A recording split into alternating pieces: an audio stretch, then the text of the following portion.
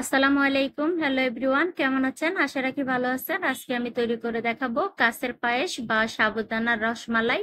এই রেসিপিটি খুবই মজা লাগে খেতে। মাত্র একটু উপকরণ সাথে মিক্স করলে আহ, এর স্বাদ আপনারা কখনো ভুলতে পারবেন না। তার জন্য আমার ফুল ভিডিওটি দেখে নিতে হবে, তখন বুঝতে পারবেন। আমি আর বেশি কথা বাড়াবো না, তাহলে এখন চলে যাব মূল পর্বে। প্রথমে আমি এখানে একটা চাকনি নিয়ে নিলাম আর দিয়ে দিব এখানে সাবুদানা। এখানে এক বাটি নিলাম আমি, প্রায় 1.5 কাপের মতো। আপনারা কমিয়ে বাড়িয়ে নিতে পারেন। আমি এক বাটি দিয়ে আজকে বানিয়ে নিব। এখন আমি নর্মাল পানি দিয়ে ভালোভাবে ধুয়ে নিব। এই যে দেখতে তো পাচ্ছেন, আমি খুব ভালোভাবে ধুয়ে নিলাম। এই যে, তারপরে আমি পানিটা ঝরিয়ে রাখবো প্রায় 10 থেকে 15 মিনিটের জন্য।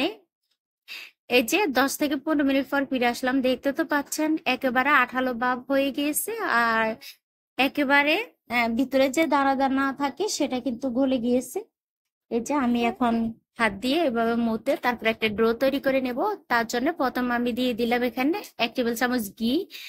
ঘিটা দেওয়ার কারণে কিন্তু আমার এই পায়েসটা খেতে অনেক মজা লাগবে। আর দিয়ে দিলাম এখানে স্বাদ মতো লবণ। আর দিয়ে দিব চিনি।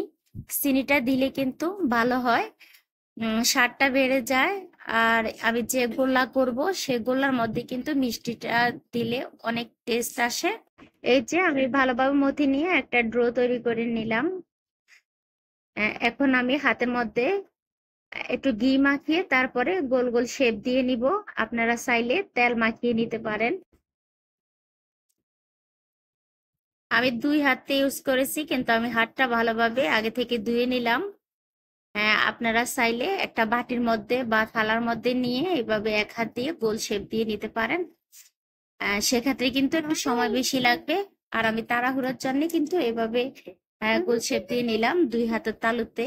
আমি গোল শেপ দিয়ে নিয়েছি। আপনারা চাইলে এখানে সুশি পিঠার যে সিস্টেম আছে ওইভাবেও দিতে পারেন, বা লম্বা লম্বা করেও রসমালাইয়ের মতন করে দিতে পারেন।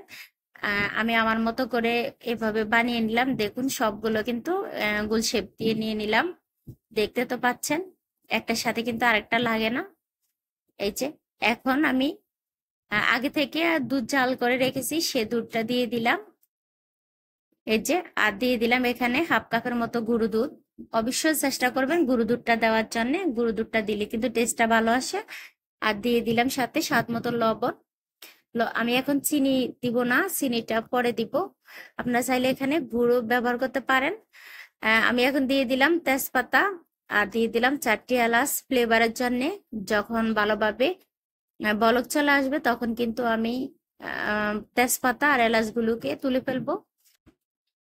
এই যে এখন আমি দিয়ে দিব সাবুদানার যে লাড্ডুগুলো বানিয়েছি সেগুলো।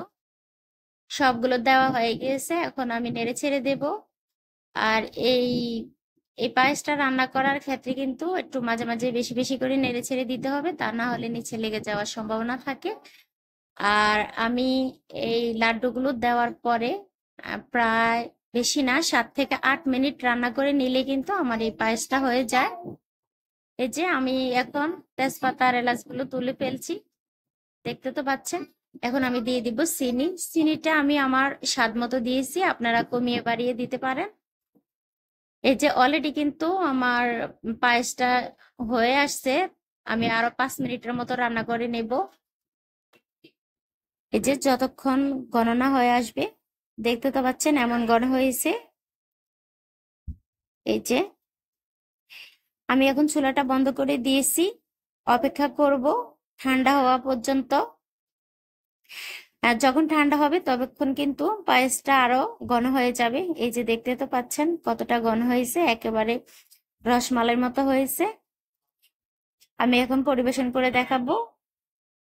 দেখতে তো পাচ্ছেন কতটা সুন্দর হয়েছে। এই পায়েসগুলো একটাও ভেঙে যায় না। এখানে ভেঙে যাওয়ার কোনো চান্স থাকে না। যত খুশি আপনারা নাড়াচাড়া করতে পারেন, এগুলো একেবারে ফুমি ফুমি ভাব হয়। আর আপনারা এখানে চাইলে বাদাম দিতে পারেন, আমি বাদাম দেইনি। আমি খেজুর দিয়ে একটু পরিবেশন করে নিয়েছি যাতে করে একটু সুন্দর দেখা যায়। আর খেজুরটা দিয়ে খেতেও কিন্তু একটা আলাদা একটা টেস্ট আসে। আজ এই পর্যন্ত, সবাই ভালো থাকবেন। আল্লাহ হাফেজ।